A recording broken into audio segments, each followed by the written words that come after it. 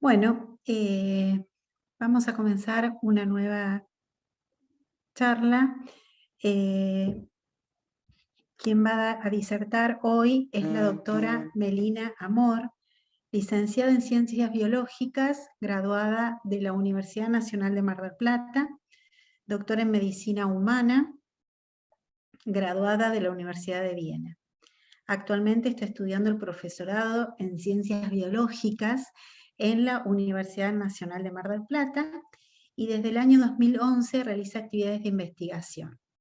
Sus principales campos de investigación son la obesidad y las complicaciones metabólicas y cardiovasculares asociadas, metabolismo de las glucosas, lípidos y energía, biología vascular, modelos de cultivo celular y de ratón para el desarrollo de adipocitos y resistencia a la insulina y aterosclerosis.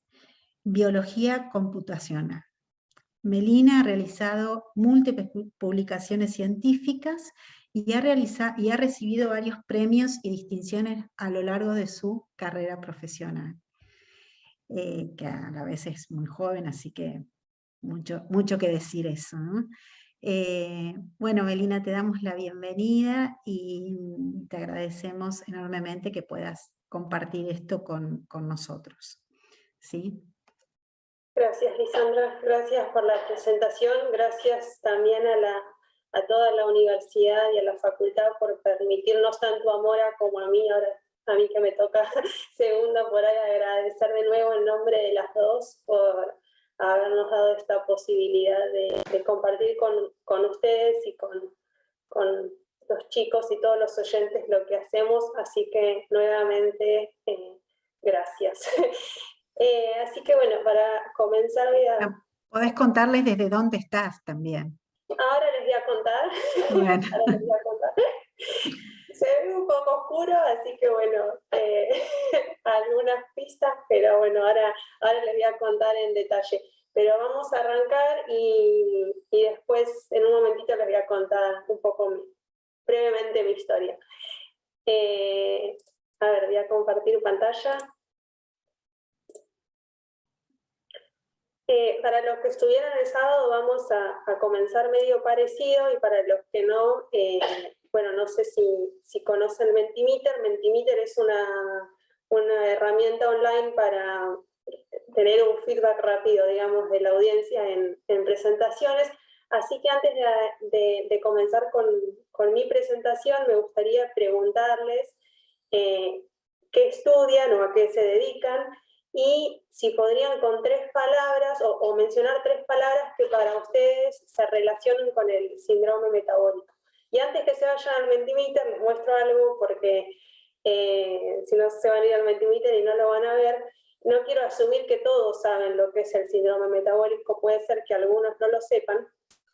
Hace un tiempo yo tomé un curso de presentaciones, y en ese curso practicamos cómo dar una presentación con un objeto que represente lo que hacemos, que represente la presentación que vamos a llevar adelante. Está muy bueno el ejercicio, si alguna vez tienen que hacer una presentación se los recomiendo. En este caso yo elegí este muñequito,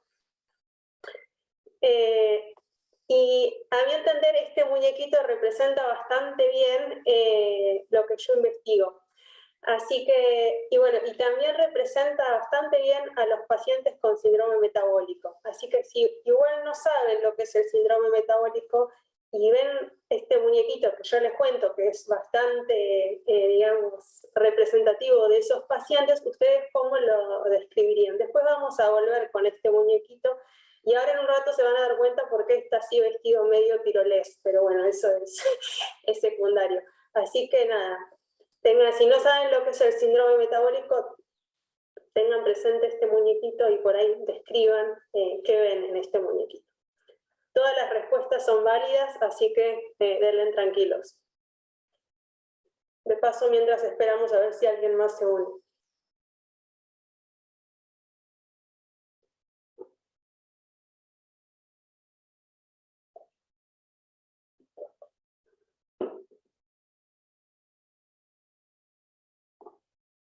Les doy 2 minutos para que piensen y completen, y ahora vamos a cambiar al Mentimeter.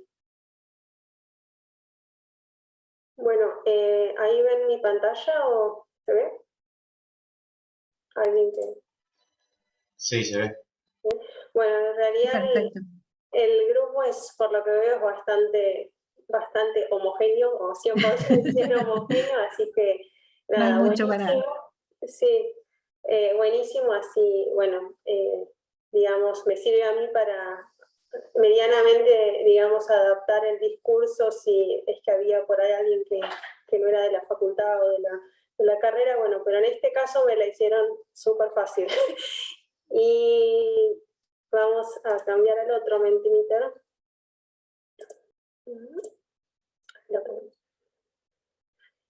Y acá tenemos, siguen igual, digamos, participando, pero acá vemos las palabras con las que ustedes asocian el síndrome metabólico.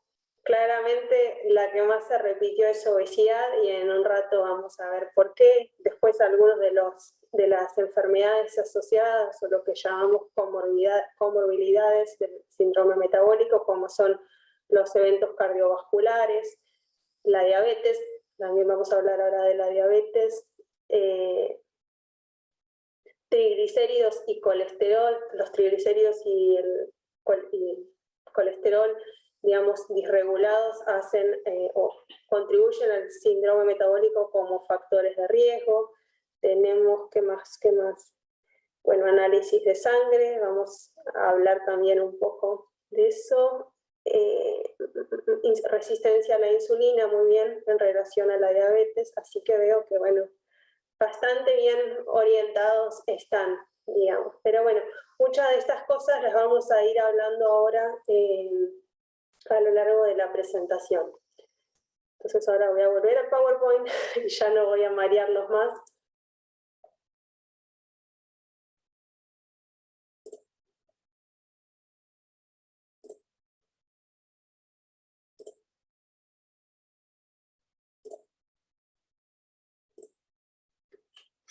Bueno, y espero que ahora sí se vea y ya no lo cambio más. Lisandra, ¿me decís vos si se ve bien? Se ve bien, Meli. Bien, gracias. Muy bien, entonces, bueno, ahora que ya más o menos los conozco, o por lo menos sé qué estudian y qué intereses más o menos tienen, me voy a presentar yo. Mi nombre es Melina, como dijo Lisandra, soy licenciada en Ciencias Biológicas y una vez que terminé la licenciatura allá en Mar del Plata me vine a Austria a hacer un doctorado. Hice el doctorado en Medicina Humana con especialización en endocrinología y metabolismo y ahora estoy haciendo mi segundo postdoctorado. El doctorado lo hice en Viena, pero ahora vivo en una ciudad y trabajo en una ciudad que queda al sur de Viena, que se llama Graz. Puntualmente trabajo en la Universidad Médica de Graz, en el Laboratorio de Biología Molecular y Bioquímica, en un centro de investigación que se llama Gottfried Schatz Research Center. Por ahí para contextualizarlos un poco, Graz, si bien no es una ciudad muy conocida, sí lo es en el campo de la investigación en lípidos, porque en el año 2000 más o menos, un investigador de acá de Graz descubrió la enzima ATGL. ATGL en inglés es ATGL, means Adipose Tissue Triglyceride Lipase, y es la enzima limitante del proceso de la lipólisis. Entonces, desde que se descubrió la ATGL acá en Graz, el campo de la investigación en lípidos creció enormemente y ahora hay gente de todo el mundo que viene acá a Graz a estudiar, con interés en la investigación en lípidos. Así que es una ciudad chica, es una ciudad universitaria, hay 3 universidades, pero bueno, el campo de la investigación en lípidos es bastante fuerte y nada, eso les quería contar como para contextualizar un poco dónde estoy o de dónde vengo y por qué este muñequito está vestido de tiroles, digamos. Pero bueno, igual más adelante vamos a volver al muñequito. ¿Qué más? Una cosa más que les quería comentar ahora a modo de introducción es que, bueno, sepan disculparme si algunas de las filminas o de las imágenes están en inglés, que no se preocupen que no están en alemán, pero en inglés, la literatura está en inglés y no, es bastante complejo cambiarlas, así que bueno, cualquier dificultad que tengan de comprensión de las diapositivas me consultan, pero igualmente son solo algunos rótulos en las imágenes que están en inglés, el texto está todo en español. Así que nada, ahora dicho esto y con toda la presentación formal y no formal, podemos arrancar. Y primero lo que me gustaría mostrarles son los factores de riesgo asociados al síndrome metabólico, para los que nunca escucharon hablar y para los que sí, como para verlos todos juntos, porque vi en el Mentimeter que bastantes de ustedes tienen idea de lo que es el síndrome metabólico. Entonces, bueno, como factores de riesgo más importantes, también hay otros, pero los más importantes son la hipertensión, la intolerancia a la glucosa, el estado de protrombosis y un estado proinflamatorio, dislipidemia y la obesidad central. Como ven acá aparece digamos, la intolerancia a la glucosa como un factor de riesgo de este síndrome, y lo que es, a lo que quiero referirme con esto es al título de la presentación. Me parece por ahí importante analizar un poquito el título ahora antes de comenzar y decirles, bueno, cuáles son los objetivos en función de estos factores de riesgo. El título de la presentación o del webinar es el síndrome metabólico, la revolución de la glucosa y algo más. ¿Por qué? Porque como vemos acá, la intolerancia a la glucosa o la resistencia a la insulina, como vamos a ver en un momento, es un factor bastante importante en el síndrome metabólico, pero no es el único.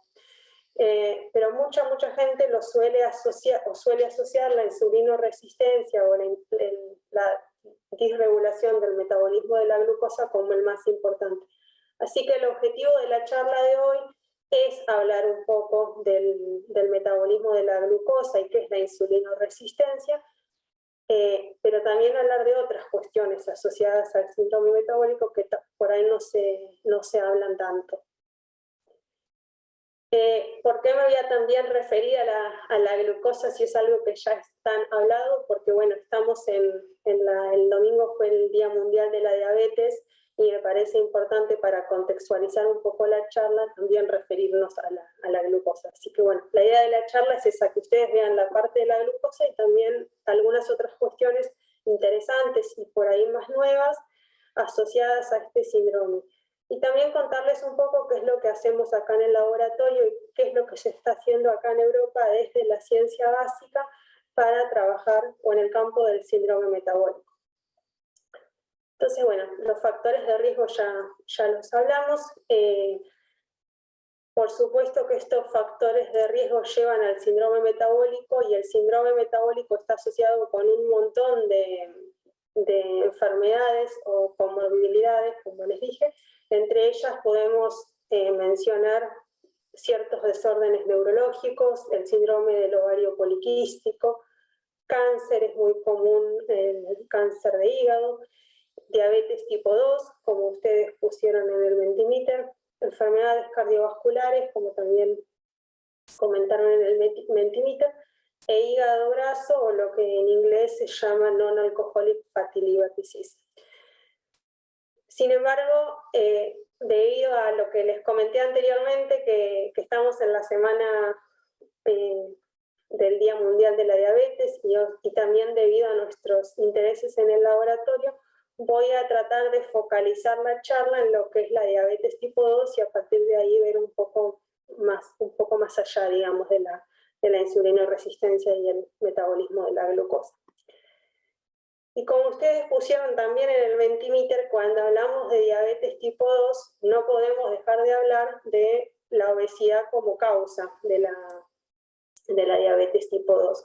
Esto es comúnmente sabido, el coronavirus no es la única pandemia que tenemos en este momento, también tenemos la pandemia de la obesidad, lo cual seguramente lo sepan y si no está claramente mostrado en este mapa, donde vemos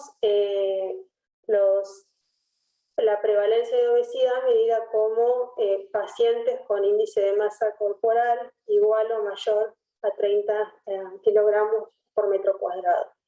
Entonces lo que vemos de este mapa y en conclusión es que la obesidad está ampliamente distribuida a lo ancho y a lo largo del mundo, con algunas variaciones, pero está bastante bien distribuida.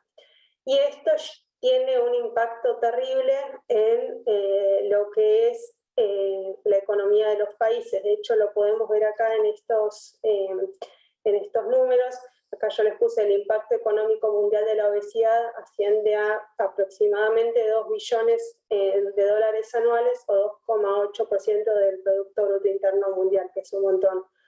O también, según la Organización Mundial de la Salud, el impacto económico de la obesidad es equivalente al impacto global del tabaquismo o la violencia armada, la guerra y el terrorismo juntos. Entonces, sí, por ahí no están 2 billones de dólares anuales no les representa mucho, creo que esto sí. Y como les dije, como les vengo diciendo, la obesidad está directamente ligada a la diabetes tipo 2. Lo que vemos acá en esta figura de la izquierda es que la evolución de la obesidad a la diabetes tipo 2 se debe en un fallo, por un lado, de la producción de insulina, como tienen acá el páncreas ya no puede producir la insulina necesaria, y esto coincide obviamente con un aumento en la resistencia a la insulina. Entonces, hasta ahora lo que estamos viendo, bueno, la obesidad y la diabetes tipo 2 van de la mano, pero por ahí ahora me gustaría ahondar un poquito en esto y ver bien por qué estas dos cuestiones están tan relacionadas.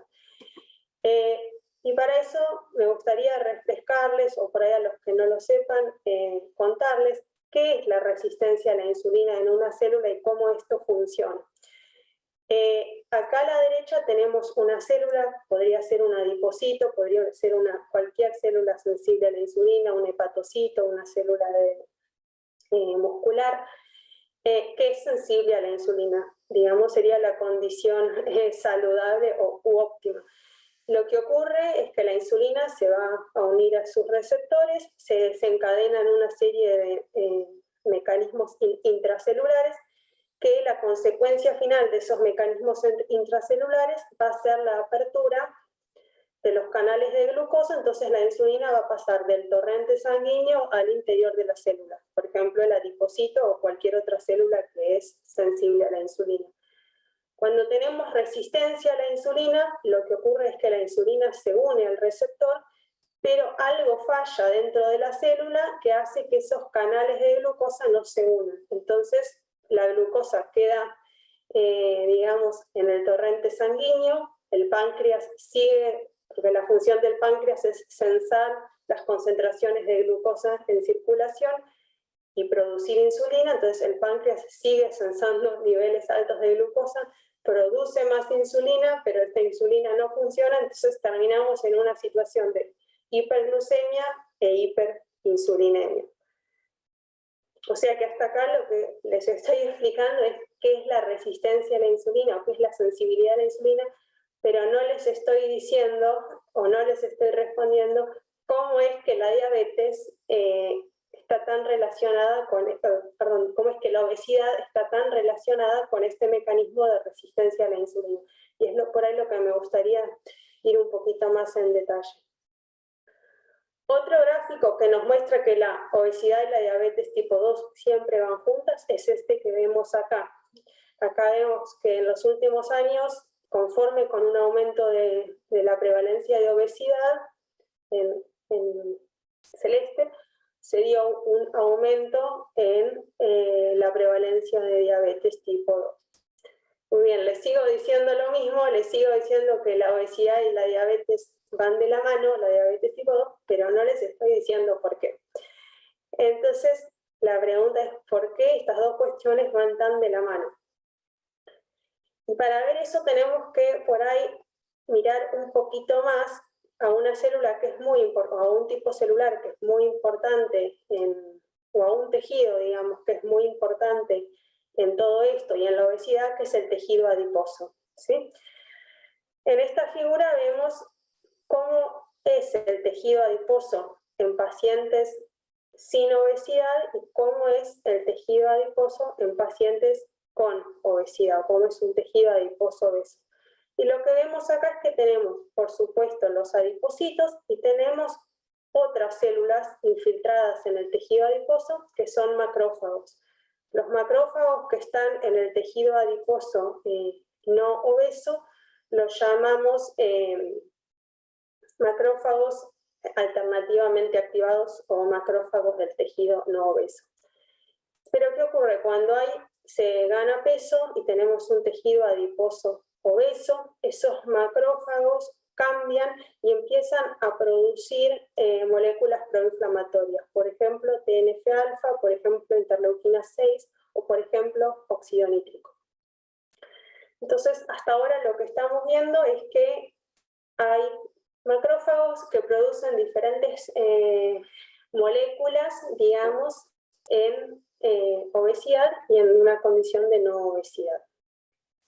Si queremos ver un poco más en detalle qué pasa con ese tejido adiposo en obesidad, podemos ver esta figura, donde tenemos el tejido adiposo no obeso. Cuando tenemos un aumento de peso se vuelve hipertrófico. ¿Por qué? Porque empieza a acumular más lípidos, digamos, los adipocitos adentro, y esa hipertrofia en el tejido adiposo lleva a hipoxia porque, digamos, está todo más comprimido, hay menos, digamos, circulación de oxígeno, inflamación, resistencia a la insulina y muerte celular.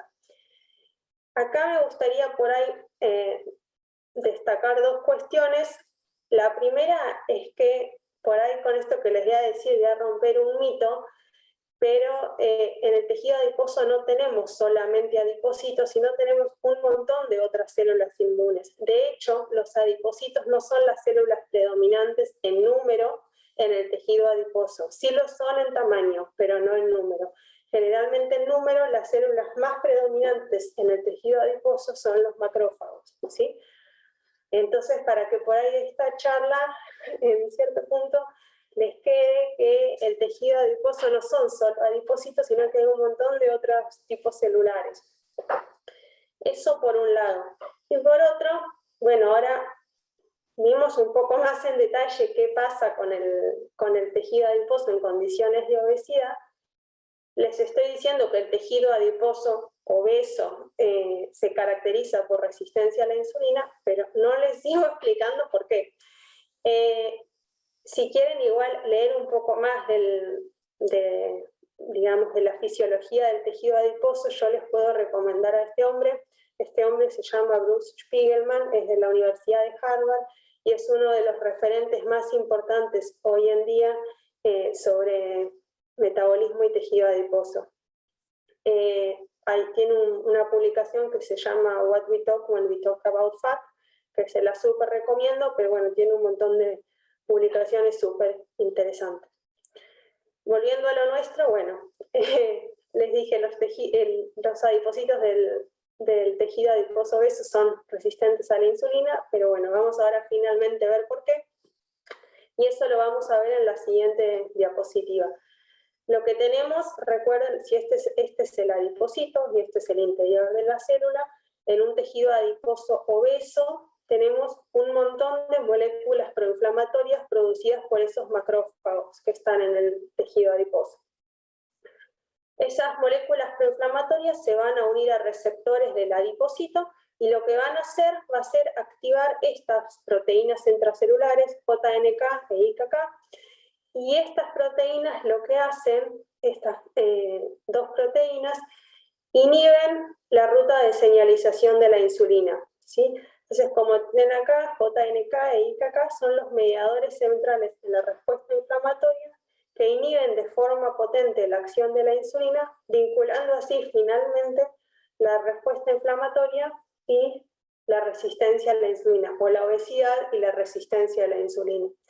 Entonces, creo que esta figura y estos dos, digamos, mediadores son los que cumplen un papel clave en explicarnos por qué las personas obesas son o están predispuestas a desarrollar resistencia a la insulina y diabetes tipo 2. Bien. Y ya que hablamos de adipocitos, me parece bastante importante hablar, o del tejido adiposo, hablar o mostrarles dónde tenemos tejido adiposo, el cuerpo humano, dónde tiene tejido adiposo. Y acá vemos que el tejido adiposo en realidad se distribuye a lo largo de todo el cuerpo. Sin embargo, hay dos lugares de deposición del tejido adiposo que son las más predominantes. Por un lado tenemos el tejido adiposo subcutáneo y por otro lado tenemos el tejido adiposo visceral. Después tenemos pequeñas deposiciones en otras partes del cuerpo, pero estos dos son los más importantes. Ahí estoy viendo algo en el chat, no sé. Bien. Entonces, bueno, estos dos, digamos, tipos de tejido adiposo son los más predominantes. De nuevo ahora voy a volver al muñequito, vamos a ver si se ve, y les voy a preguntar, a ver, ¿qué piensan ustedes? Ahora, creo que ahora lo van a ver bastante bien. Y les quiero preguntar, ¿qué piensan de este muñequito? ¿Qué tipo de tejido adiposo predomina y por qué, subcutáneo o visceral? Sí, por ahí lo ven así. Por ahí algún valiente que se anime a abrir el micrófono y que arriesgue, y que por ahí me diga por qué.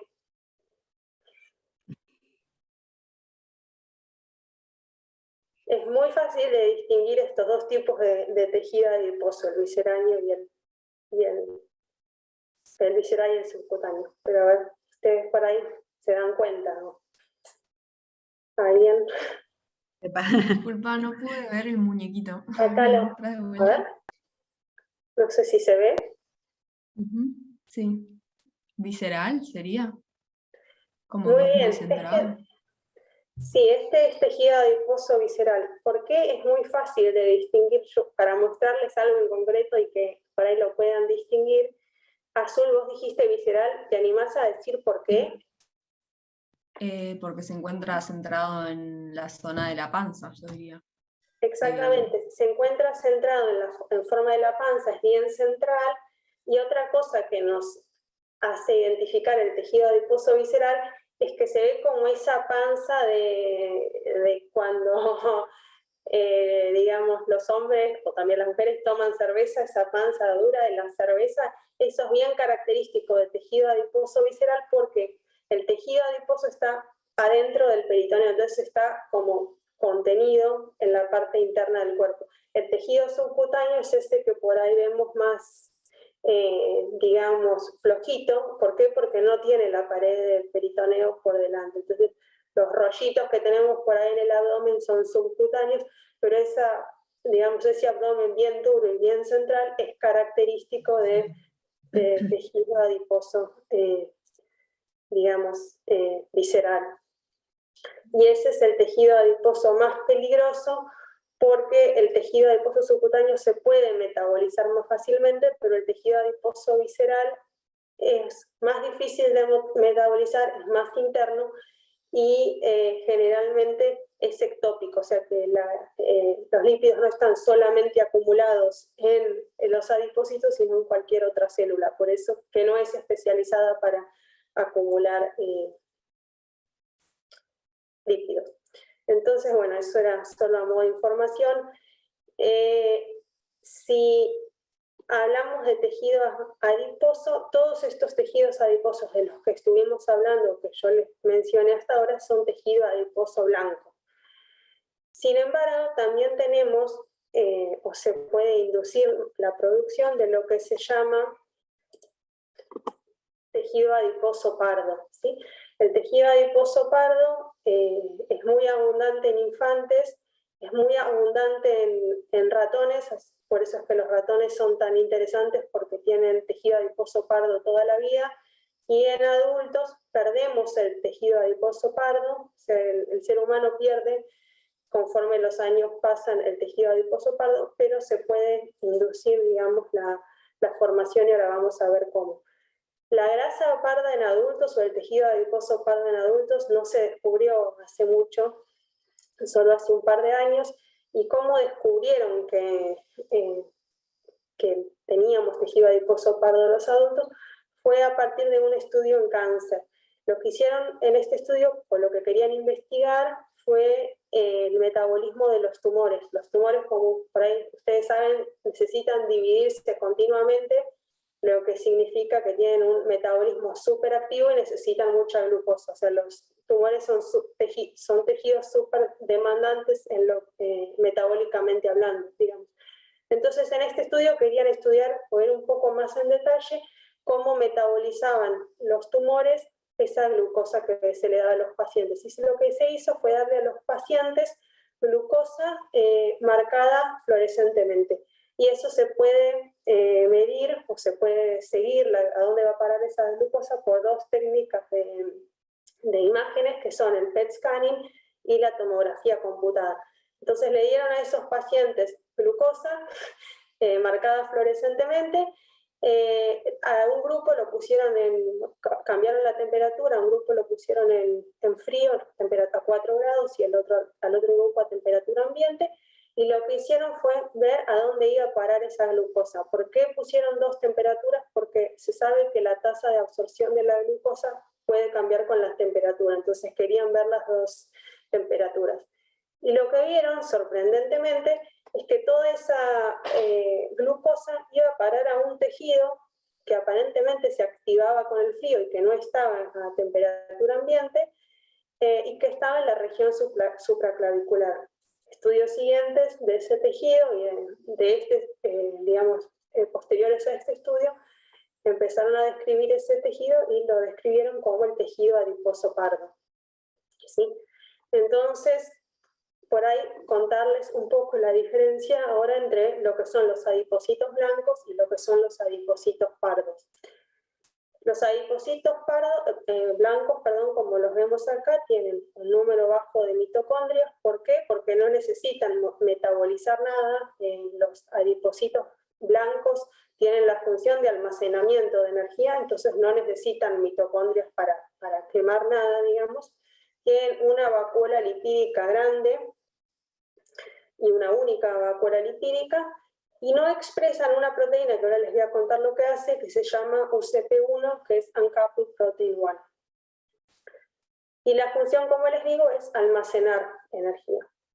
Cuando estudiaron esos adipocitos pardos, vieron que la morfología era completamente distinta. Los adipocitos pardos tienen un número alto de mitocondrias, tienen muchas vacuolas lipídicas, como vemos acá, y son pequeñas, expresan esa proteína UCP1 y tienen la función es completamente distinta, no almacenan energía, sino lo que hacen es utilizar energía química, llámese glucosa o llámese lípidos, para producir energía en forma de calor. Entonces, sonó perfecto, porque si tuviéramos o pudiéramos convertir nuestros adipocitos blancos en adipocitos pardos, sería la estrategia perfecta para combatir el síndrome metabólico, ¿sí? Entonces se pusieron a estudiar los adipocitos blancos, y lo que se observó es que bajo ciertos estímulos esos adipocitos blancos se pueden transformar en lo que se llaman adipocitos beige, ¿sí? Los adipocitos beige tienen un origen en adipocitos blancos, pero adoptan características de adipocitos pardos. Esto significa que tienen un número medio de mitocondrias, son multiloculares, como vemos acá, expresan esa proteína UCP1 y también disipan energía en forma de calor. Entonces, que no les comenté, lo que hace esa proteína UCP1 forma parte de la mitocondria, y lo que hace, o el papel central que tiene, es en ese proceso de oxidación de lípidos que ocurren en este tejido. Por eso es que la proteína UCP1 es tan importante en el tejido adiposo pardo y tejido adiposo beige. ¿Por qué pardo? Que me olvidé de contarles, porque el alto número, son las mitocondrias tienen hierro, y ese número, esa concentración alta de hierro le da ese color pardo y no ese color blanco que nosotros nos imaginamos del tejido adiposo, la grasa. Así que, bueno, esta estrategia de lo que se llama browning o beiging del tejido adiposo blanco es muy prometedora digamos, en perspectiva de buscar un tratamiento para el síndrome metabólico. Entonces, ahora lo que me gustaría por ahí es resumir un poco lo que fuimos hablando hasta ahora. Y bueno, a la hora de pensar en posibles estrategias para para el tratamiento del síndrome metabólico, yo creo que estamos todos de acuerdo y no hay ninguna duda que la sociedad actual o nuestra sociedad, las sociedades modernas, sí o sí necesitan cambios drásticos en el estilo de vida. Digamos, eso pienso que más o menos, pero tenemos que estar de acuerdo. Después, en este camino por búsquedas de estrategias para tratar el síndrome metabólico, tenemos algunas estrategias de la farmacología tradicional. Por ejemplo, hay fármacos que enlentecen, por ejemplo, Orlistat, no sé si lo conocen. Lo que hace Orlistat es enlentecer la absorción de lípidos en el intestino. O, por ejemplo, tenemos otros fármacos que actúan sobre el cerebro y lo que hacen es, o apuntan a disminuir la sensación de apetito. En la misma línea, digamos, de la farmacología tradicional, también tenemos la cirugía bariátrica con todos sus pros y sus contras, que por ahí no vamos a discutir ahora. Y por ahí más detrás, o digamos en la última línea de batalla, tenemos lo que viene más de la ciencia básica. Cuestiones que siempre se estudiaron en la ciencia básica y se siguen estudiando, por ejemplo, la resistencia a la insulina y el metabolismo de la glucosa. La inflamación es algo que se está empezando a estudiar ahora. Disminuir la inflamación, por lo que les expliqué de esa ruta de señalización intracelular, nos ayudaría a mejorar la sensibilidad a la insulina y mejorar en cierto punto todo este síndrome metabólico. Y por otro lado, algo que se está estudiando muy fuertemente en la ciencia básica es este proceso de browning o beiging del tejido adiposo blanco. Entonces, si analizamos este camino, pienso que lo que nos muestra es que hay muchas estrategias, digamos, disponibles y que van a volverse disponibles, pero en un futuro cercano, y que se pueden complementar, digamos. Y que también, por ahí, para que les quede como mensaje, como opinión personal, pienso que la manera o la mejor manera de recorrer este camino es juntos y a partir de la interdisciplinariedad, teniendo en cuenta profesionales de la medicina, de la nutrición, de la ciencia básica y también, por supuesto, por ejemplo, educadores, ¿sí? Y ahora, en la última parte de la presentación, me gustaría contarles un poco, quiero ver la hora, a ver, que no entretenerlos demasiado, tenerlos demasiado tiempo con la compu, pero bueno, al final de la presentación lo que quiero es contarles un poco qué es lo que estamos haciendo acá en nuestro laboratorio y cuál es el objetivo principal de nuestro laboratorio. El objetivo de nuestro laboratorio es la identificación de nuevos biomarcadores, ya sea para el diagnóstico y o tratamiento del síndrome metabólico. Lo que hacemos básicamente, para mostrarles así un pantallazo general de qué trabajamos, son con cultivos celulares de adipocitos y de células que no acumulan lípidos. Acá vemos los lípidos como estos puntos o estas vacuolas que se ven adentro de la célula. Trabajamos con modelos animales del síndrome metabólico, modelos, digamos, inducimos el síndrome metabólico por dietas ricas en grasas, ricas en glucosa, o también podemos inducir por alguna mutación, por ejemplo en el gen de la leptina. Entonces el ratón come. Y también trabajamos con muestras de estudios clínicos de pacientes con y sin metabolic syndrome. De los ratones y de los pacientes, lo que generalmente aislamos son tejido adiposo y también otros tejidos metabólicos, y de las células, obviamente porque son células no podemos aislar tejido, pero sí aislamos ADN y ARN. Y a partir de ese ADN y ARN que aislamos generalmente de los adipocitos, lo que hacemos son estudios de expresión génica basados en genómica. Y acá les voy a mostrar qué es lo que obtenemos de esos estudios.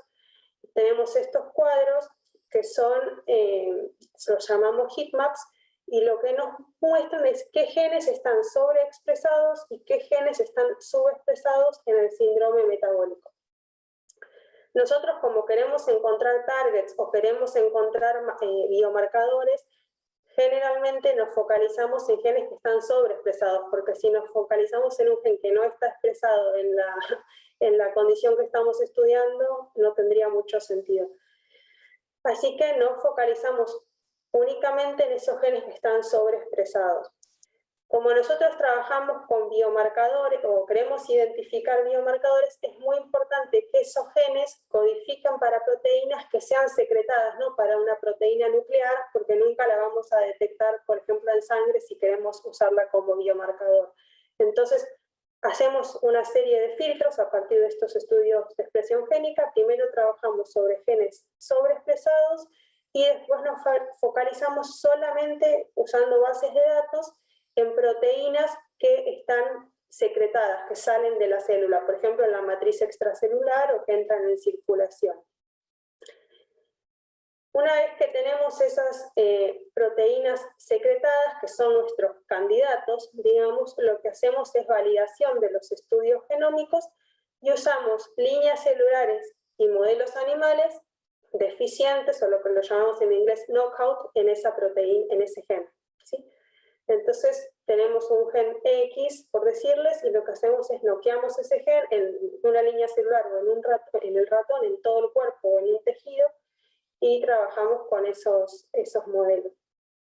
¿Cómo hacemos los knockouts en ratón? Bueno, eso es una técnica bastante compleja, pero obviamente no podemos noquear, digamos, si son knockouts estables, no los noqueamos directamente en el animal adulto, sino se trabaja sobre el blastocisto, y bueno, después, digamos, se genera o se desarrolla un ratón que es knockout en ese gen.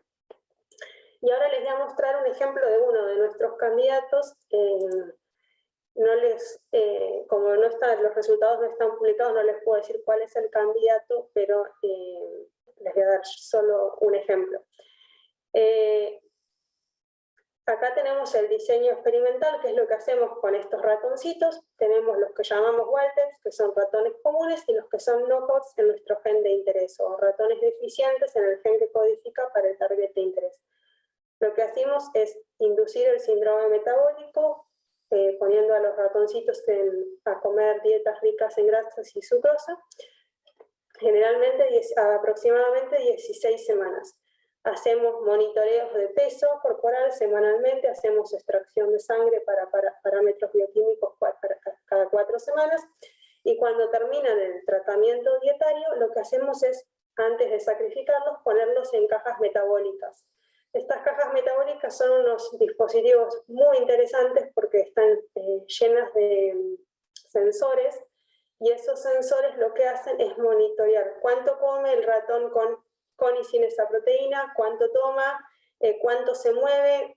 Tienen un sensor de oxígeno y un sensor de dióxido de carbono, entonces pueden monitorear cuánto consume de oxígeno y cuánto produce dióxido de carbono, y en función de esos parámetros podemos calcular, por ejemplo, el gasto de energía, porque el gasto de energía se calcula a partir del consumo de oxígeno y la producción de dióxido de carbono con algún algoritmo detrás que, como no soy estadística, no me lo pregunto, pero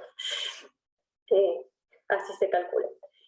Así que ese es nuestro diseño experimental, y una vez que acá les voy a mostrar algunos ejemplos de cómo validamos. Por ejemplo, durante 16 semanas monitoreamos el peso corporal. Como ven, acá tenemos un ratón wild-type y un ratón knockout en nuestro target de interés, y vemos que el knockout tiene realmente menos peso corporal, tiene una mejoría significativa en los parámetros de glucosa, tiene una reducción en los niveles de insulina,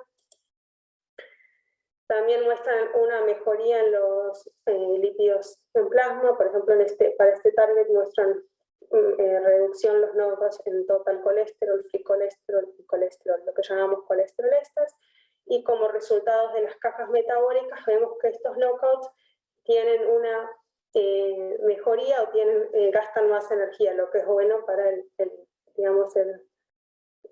tratamiento del síndrome metabólico. Acá les muestro unas tinciones que hacemos de los adipocitos o wild type knockout. Como ven, acá se ve colorado o rojo, y esto es porque hacemos una tinción que tiñe lípidos. Entonces los wild types, los adipocitos de ratones wild types acumulan muchos lípidos, pero cuando noqueamos esa proteína, el contenido de lípidos disminuye. Si cuantificamos esto, vemos que también los triglicéridos bajan. Y si les muestro algunas fotos del tejido adiposo de estos ratones, vemos que el tejido adiposo de nuestros ratones knockout es menos hipertrófico, es más pequeño, y acá no se llega a ver porque la resolución de la imagen no es muy buena, pero tiene características más similares al tejido pardo, al tejido adiposo pardo. Se ven las vacuolas lipídicas, no se llegan a ver porque son muy pequeñas y con esta tinción menos, pero se ve que en los knockouts tienen un tejido adiposo más similar al tejido adiposo pardo, indicando que tenemos incluso indicios de beiging o browning. Y también en esta figura vemos parámetros inflamatorios. Lo que vemos es que en nuestros knockouts todos los parámetros inflamatorios bajan, y hay un gen que es antiinflamatorio, que es la adiponectina, y la adiponectina sube. Entonces realmente todo eso que obtenemos de nuestros modelos computacionales y bases de datos somos capaces de validarlo en cierto punto. Y acá vemos unas tinciones de hematoxilina y bocina de nuestro tejido adiposo pardo. El tejido adiposo pardo de ratones wild type se ve, digamos, esto blanco que vemos acá son vacuolas lipídicas súper grandes o adipocitos muy hipertróficos. Y cuando noqueamos nuestro gen de interés, vemos que el tejido adiposo pardo se ve como pardo. Así que nada, como un tejido adiposo pardo más activo.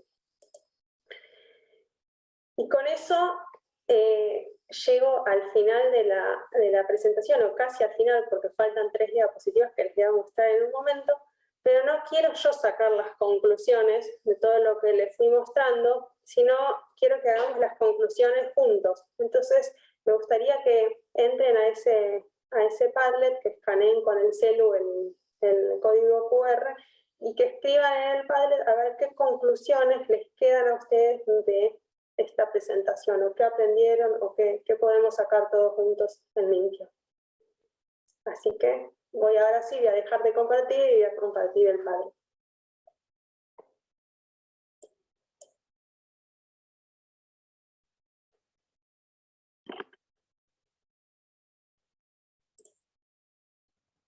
Bueno, entonces creo que si alguien quiere aportar algo más, pero ya podemos empezar a ver las conclusiones. Vamos a empezar por épocas más largas.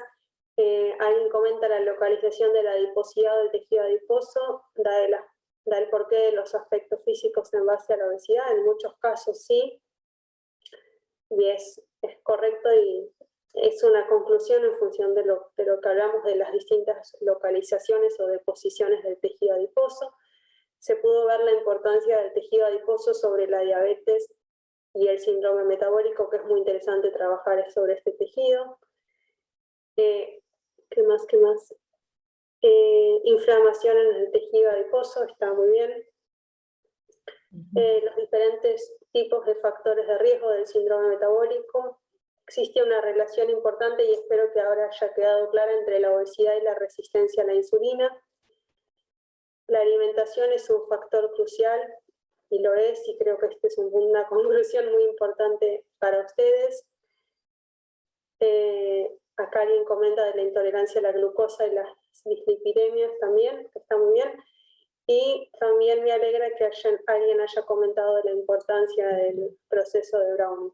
Entonces, bueno, yo creo que si tenemos que sacar una conclusión, y en función de lo que surgió en este Padlet, podemos decir que para abordar el síndrome metabólico de manera, digamos, adecuada, es súper importante, como les dije, cambiar o tratar de trabajar sobre los hábitos alimenticios y el estilo de vida, pero también es importante abordar la resistencia a la insulina y qué pasa con la glucosa, pero también hay otros factores que surgieron acá y que son importantes, como por ejemplo la inflamación en el tejido adiposo y la importancia de este tema tan interesante que surgió ahora, que es el proceso de Browning.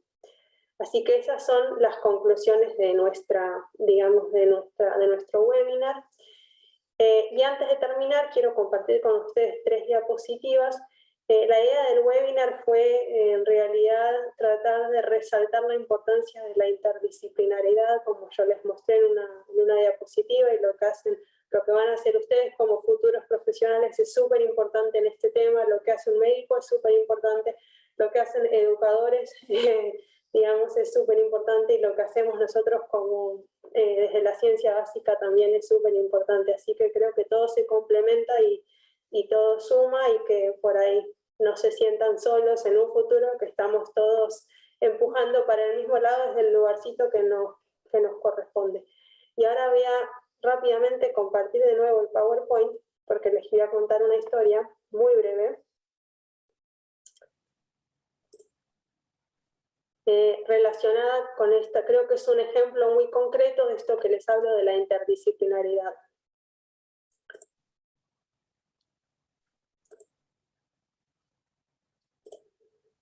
Y para hablarles de la interdisciplinaridad y darles un ejemplo súper concreto, y para también contarles un poco de la realidad de acá de Austria y salirme un poco de lo que es el laboratorio y los ratones, contarles un poco qué pasa afuera, les quiero hacer una breve historia del arte y la medicina en Austria.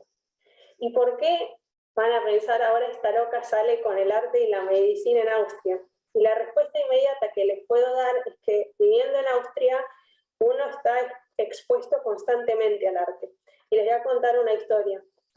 En el siglo XIX, el emperador Francisco José, o sea, el emperador de Austria, del imperio, era Francisco José. Y Viena era más o menos el centro del universo para la ciencia y en especial para la medicina. ¿Y por qué esto? ¿Por qué era el centro del universo para la medicina?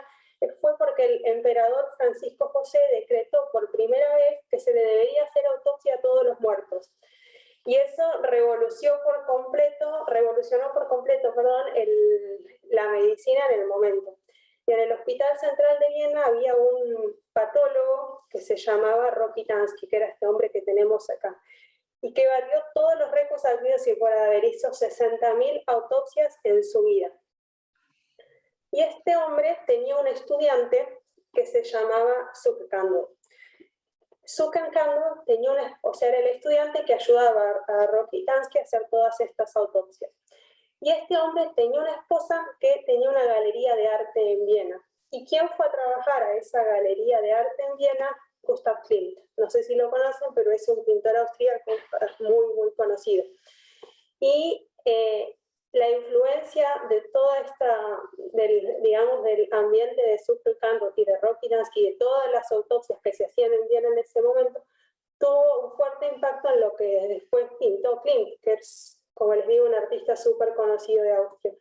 Por ejemplo, en este cuadro que vemos acá, un momento, corro esto, este cuadro se llama Beethoven Fries, es de Gustav Klimt, y él, digamos, al estar inmerso con estos dos científicos, aprendió un montón de ciencia, embriología, óvulos y espermatozoides. Y si miramos detalladamente la pollera azul de Beethoven Fries, lo que vemos es una célula germinal que se divide y hasta inclusive podemos ver los resultados de la meiosis. También otro cuadro otra obra de Gustav Klimt fue El árbol de la vida. Y no fue casual para el contexto que él tenía y todo lo que estaba pasando en Viena. Otro estudiante de Rokitansky fue alguien que, estoy segura que todos conocemos, que fue Sigmund Freud, ¿sí? Sigmund Freud influenció altamente a otro pintor en Viena, que fue Egon Schiele. Y Egon Schiele también batió todo récord, en este caso no de autopsia, sino de portarretratos. Egon Schiele pintó aproximadamente 100 portarretratos en un año, lo cual nunca había ocurrido anteriormente en la historia del arte. Y la razón por la que pintó tantos portarretratos fue por el boom del psicoanálisis de Sigmund Freud, ¿sí? Y por último, otro pintor de Viena que se relaciona con todo esto que les estoy contando es Oskar Kokoschka. Oskar Kokoschka pintó este portarretrato de un hombre que es Auguste Forel, y lo pintó un año antes de que este hombre tenga una ACV. Y como podemos ver, tiene la mano caída. Entonces, lo que podemos concluir es que este artista se dice que pudo ver en su alma que ese hombre un año después iba a sufrir una ACV. Como conclusión de la charla y lo que les decía de la interdisciplinaridad, pienso que todo esto denota un diálogo o intersección por ahí entre la ciencia, la medicina, los contextos socioculturales y todas estas configuraciones estéticas, lo cual nos muestra que abordando las cosas desde la interdisciplinaridad podemos enriquecer las distintas áreas del conocimiento. Con esto fue solo un ejemplo, pero espero que les quede el mensaje de la importancia de la interdisciplinaridad y un poco contextualizada desde el lugar en el que yo estoy. Les quiero agradecer a todos por su atención, a mis compañeros del Laboratorio de Bioquímica y Biología Molecular de la Medical University of Graz, a toda la cátedra de prácticas docentes 2, en especial a Cecilia Rabino, pero a todas mis compañeras y colaboradores de la materia, y por supuesto a la Universidad FASTA, la Facultad de Ciencias Médicas, a la secretaria académica María Luisa Mastrangelo, a vos, Lisandra, por toda tu ayuda y todo tu aguante, y también a Agustina del área de extensión. Ahí tienen mi mail, cualquier cosa que me quieran consultar, interés, proyectos que podamos hacer juntos, bienvenidos siempre. Y ahí tienen el Twitter de nuestro centro de investigación si quieren seguir publicaciones y demás. Así que nada, eso es todo de mi parte. Espero que hayan disfrutado y abierta a las preguntas 100%. Bueno, si quieren desmutearse y preguntar algo, pueden hacerlo, si no, lo pueden hacer por chat, como quieran. A mí me gustaría hacer dos preguntas, puede ser. Sí, que habías hablado de la grasa parda, y eso es algo que me gustó hace un tiempo, me acuerdo hace unos años, me puse a buscar un montón porque me pareció una locura, y después la verdad que me olvidé. Viste que ahora está muy de moda de vuelta el tema de las duchas frías. Estuvo hace un tiempo, que volvió, bueno, sobre todo que ahora volvió a aparecer Wim Hof, no sé si lo conoces. Sí. Bueno, está recontra de moda. ¿Hay evidencia de que haya un cambio, o sea, un browning de la grasa blanca por la exposición repetida al frío, por ducha fría, por ejemplo, o no? Mira, por ducha fría no te sé decir, pero sí hay evidencias que la exposición al frío induce o activa el tejido adiposo pardo y produce, bueno, todos los cambios metabólicos que esto conlleva. Así que te puedo asegurar que la ducha fría tiene que ser exactamente igual a exponerse a un ambiente frío. Así que hace poco yo en relación a esto vi una charla TED de un hombre que a mí me encanta de este tema, se llama Patrick Rensen, si lo quieren buscar, lo escribo acá. Y él empieza la charla, es una charla TED, Rensen, y él empieza la charla sacándose la ropa, ¿sí? Se saca el gorro, viene todo emponchado, con un gorro, una campera, y bueno, dice, los quiero invitar en esta charla a que se saquen la ropa. Y la razón es esa, es para estar más expuestos al frío y inducir la activación de la grasa parda. Así que mi respuesta es, si bien no te puedo decir desde sea, nunca leí ningún paper de la ducha fría ni nada así, sí que científicamente no te lo puedo confirmar, pero sí, nada, que seguramente, por lo que yo sé, seguramente sí. Y te hago una pregunta más, si puede ser. ¿Hay alguna diferencia entre las adipoquinas que libera el tejido blanco, o sea, la grasa blanca respecto a la grasa parda? ¿O es lo mismo? ¿Tenés idea de eso? En Porque viste- realidad los adipocitos pardos no liberan tantas adipoquinas proinflamatorias. O sea, todas las moléculas señalizantes que libera el tejido adiposo, ya sea pardo o blanco, son adipoquinas. Pueden ser proinflamatorias o no inflamatorias. Generalmente las que produce el tejido pardo, si el tejido pardo es saludable, son no inflamatorias. Y el blanco produce todas las inflamatorias. Pero si el tejido pardo no está muy saludable, puede ser que también produzca algunas inflamatorias, pero no es tan común. La inflamación generalmente viene de la grasa parda visceral. ¿Sí? Viste que hay una relación inversa, por ejemplo, entre la adiponectina y la cantidad de tejido, de grasa blanca, digamos. Por eso pensaba que por ahí con el tejido pardo podría ser al revés. Bueno, la adiponectina es bastante exclusiva de la grasa blanca, ¿sí? Ah, De la grasa blanca saludable, por eso es que esto que vos decís de la correlación inversa. Sí se ve que la grasa blanca, a medida que se vuelve hipertrófica, secreta menos adiponectina, y un tejido bien saludable, digamos, estimula o produce más adiponectina. Es correcto lo que decís, pero en el pardo no se ve tanto la producción de adiponectina.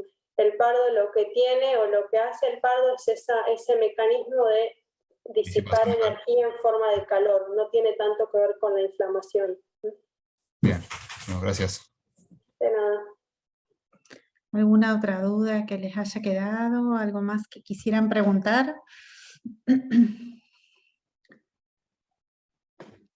Espero que les haya gustado, que les haya resultado interesante y entretenida. Y nada, cualquier cosa me pueden preguntar. Calculo que las chicas después van a compartir el video y ahí va a quedar mi email registrado. Sí. Mora, ¿cómo estás? Hola, Lisandra. Bien, ¿Cómo todo están? bien. Bueno, me Ahora de alegro. espectadora. De espectadora hoy. Así está bien. Bueno, entonces si no tienen alguna otra duda, algo que quisieran preguntar, los liberamos, ¿sí?